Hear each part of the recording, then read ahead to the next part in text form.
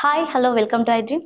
నేను మీ విష్ణుప్రియ. ప్రస్తుతం మనతో పాటు ఉన్నారు రమేష్ పసుపులేటి గారు, సర్టిఫైడ్ మ్యూచువల్ ఫండ్ డిస్ట్రిబ్యూటర్. వారితో మనం మాట్లాడదాం. నమస్తే సార్. నమస్తే అండి. సార్, మనకి మెయిల్స్ వస్తుంటాయి కదా, ఆ మెయిల్స్లో ఒకతను ఫ్రీక్వెంట్గా మెయిల్ చేస్తుంటాడు అనమాట. ఆయనకి ఏంటంటే బల్క్లో ఈఎంఐస్ ఉన్నాయి. ఆయన శాలరీ వచ్చేసి 52,000, మంత్లీ ఈఎంఐ వచ్చేసి 42,000, అందులో పర్సనల్ లోన్ 30,000, ఫోన్ ఈఎంఐ వచ్చేసి 2,000 అండ్ ప్లాట్ లోన్ వచ్చేసి 10,000. సో ఇవన్నీ వాళ్ళకి ఈఎంఐస్ మొత్తం కలిపితే 42,000 అవుతుంది. అండ్ హౌస్ రెంట్ 8,000, ఇంకా హౌస్ హోల్డ్ ఛార్జెస్ ఉంటాయి కదా, ఎక్స్పెన్సెస్, అవి వచ్చేసి 10,000 అవుతుంది. సో ఇవన్నీ కలిపి మనకి ఎక్సెస్ అమౌంట్ అవుతుంది కదా. ఆయన శాలరీ ఏమో 52,000, ఈఎంఐస్కే 42,000 అవుతుంది, హౌస్ హోల్డ్ ఛార్జెస్ ఉన్నాయి, ఇంకా రెంట్ ఉంది ఇంకా. సో ఇవన్నీ ఎక్సెస్ అయ్యేసరికి ఆయనకి అప్పులు అవుతున్నాయి. సో వీటికి సొల్యూషన్ ఏంటి అనేసి ఆయన క్వశ్చన్. సో దానికి మీరు ఏమైనా సలహా ఇస్తారు? హీస్ ఫ్రమ్ వరంగల్, సురేందర్ తన నేమ్ వచ్చేసి. ఓకే, థ్యాంక్ యూ సురేందర్ గారు, మీరు ఈ క్వశ్చన్ అడిగినందుకు. ఈ క్వశ్చన్ మీ ఒక్కరిదే కాదు, చాలామందికి ఈ ప్రాబ్లం ఉంది. అవును. సో మీరు ఈ క్వశ్చన్ అడిగినందుకు అప్రిషియేట్ చేస్తున్నాం. ఎందుకంటే దీని ద్వారా ఒక పర్సన్కే కాకుండా సో ఇలా ఎవరైతే ఇబ్బంది పడుతున్నారో వాళ్ళందరికీ ఒక సొల్యూషన్ ఇవ్వచ్చు. సో నార్మల్గా ఫైనాన్షియల్ ప్లానింగ్లో ఏముంటుందంటే ఫస్ట్ డెట్ ప్లానింగ్ ఉంటుంది. డెట్ అంటే అప్పులు.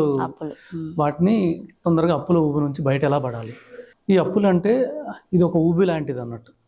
ఇందులో ఒకసారి వెళ్తే స్లోగా ఏమవుతుందంటే, ఒక ఊబిలోకి మనం వెళ్తే ఏమవుతుంది, మొత్తం పూర్తిగా మనం లోపలికి వెళ్ళిపోతాం, లోపలికి లాగేస్తుంది. అవును. అలాగే అప్పుల ఊబి కూడా అలాంటిదే అండి. ఒక్కసారి మనం దాంట్లో ఇరుక్కుంటే మళ్ళీ బయటకు రావడం చాలా కష్టం.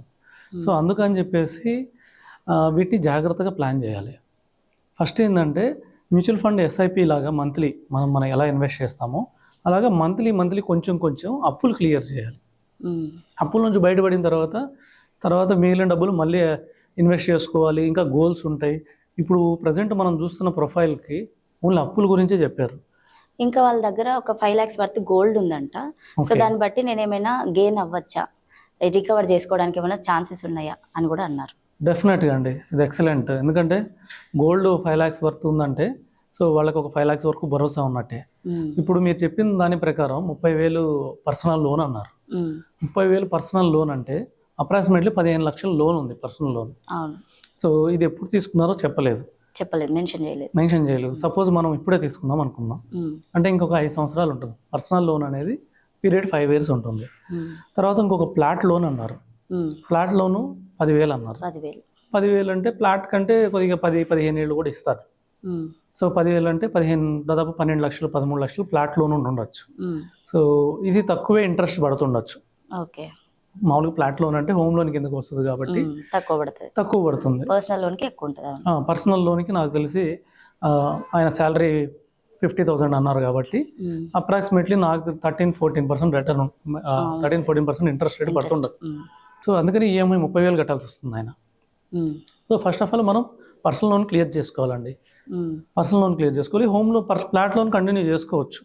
అవును, టెన్యూర్ ఎక్కువ ఉంటుంది కనుక చేసుకోవచ్చు, బర్డెన్ కాదు. ఇంకోటి ఏంటంటే ఇంట్రెస్ట్ తక్కువ ఉంటుంది కాబట్టి ఇది మంచి లోన్. రెండు ఉంటాయి, గుడ్ లోను, బ్యాడ్ లోను. ఏదైనా 10% లోపల ఉండేదాన్ని గుడ్ లోన్ అంటారు, 10% అబవ్ ఉన్నదాన్ని బ్యాడ్ లోన్ అంటారు. Home loan, education loan good loans అంటారు. పర్సనల్ లోను లేదంటే ఇంకేమైనా ఇలాగ ప్లాట్ లోన్స్ కానివ్వండి. ప్లాట్స్లో కూడా కొంతమంది ఎక్కువ రేట్ ఆఫ్ ఇంట్రెస్ట్ ఇస్తారు. సో అలాంటివి ఏమైనా ఉంటే అవి బ్యాడ్ లోన్ కిందకి వస్తాయి. సో ఇంకా కొంతమంది క్రెడిట్ కార్డ్స్ కూడా డ్యూ ఉంటారు, ఇవన్నీ బ్యాడ్ లోన్స్ కిందకి వస్తాయి. సో అందుకని ఫస్ట్ ఆఫ్ ఆల్ మనం 30,000 ఎలా క్లియర్ చేయాలో చూద్దాం. 30,000 కడుతున్నారంటే మనం ఇందాక అనుకున్నట్టు 15 లక్షల లోన్ తీసుకున్నారు. సో ఈయన మనకు చెప్పిన దాని ప్రకారం గోల్డ్ ఒక 5 lakhs ఉంది గోల్డ్. ఈ 5 lakhs గోల్డ్ మనం బ్యాంక్లో పెట్టి ఒక 4 lakhs వరకు లోన్ తీసుకోవచ్చు. ఇది గుడ్ లోన్ కిందకే వస్తుంది. ఎందుకంటే బ్యాంక్ వాళ్ళ గోల్డ్ సెక్యూర్ ఉంది కాబట్టి 8-9% ఇస్తారు. సపోజ్ 8% అనుకుందాం. సో 8% ఇచ్చినా కూడా మనం ఈఎంఐ కట్టాల్సిన అవసరం లేదు. నెలకి గోల్డ్ 1 year వరకు మనకి ఉంటుంది టైం. ఓన్లీ వడ్డీ కట్టుకుంటే సరిపోతుంది. 4 లక్షలకి 8% అంటే 32,000 సంవత్సరానికి.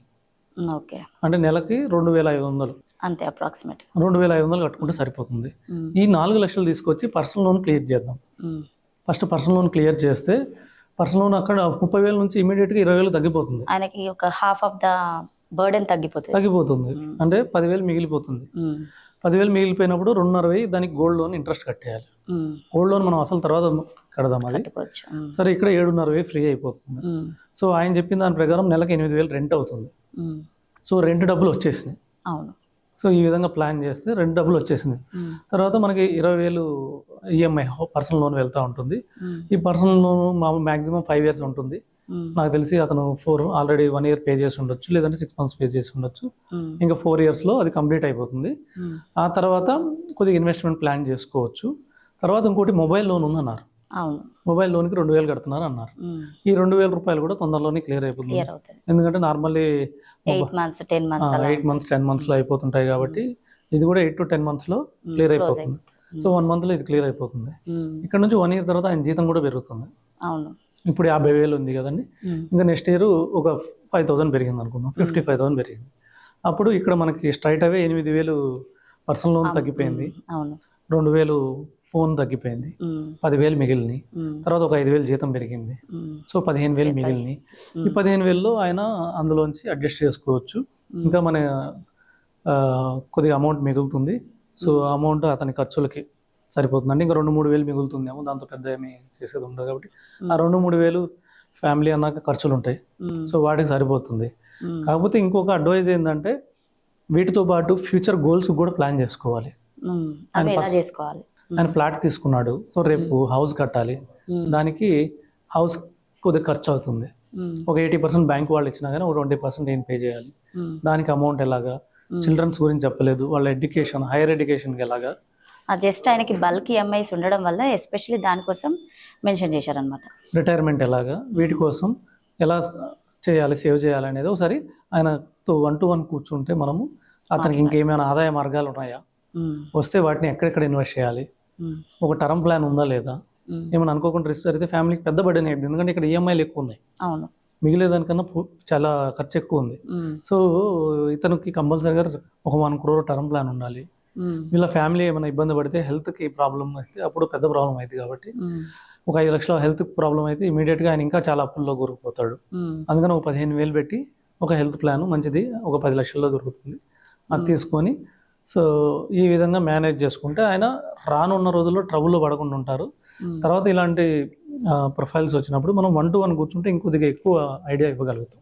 ఓకే అండి, థ్యాంక్ యూ సార్, మీ విలువైన ఇన్ఫర్మేషన్ అందించినందుకు. సురేందర్ గారు, మీకు ఈ ఇన్ఫర్మేషన్ చాలా యూజ్ అవుతుందని ఆశిస్తూ, మీకు ఇంకేమైనా ఇన్ఫర్మేషన్ కావాలనుకుంటే, ఇంకేమైనా సజెషన్స్ కావాలనుకుంటే కింద రమేష్ పసుపులేటి గారి నెంబర్ డిస్ప్లే అవుతుంది, దానికి కాల్ చేసి కనుక్కోండి.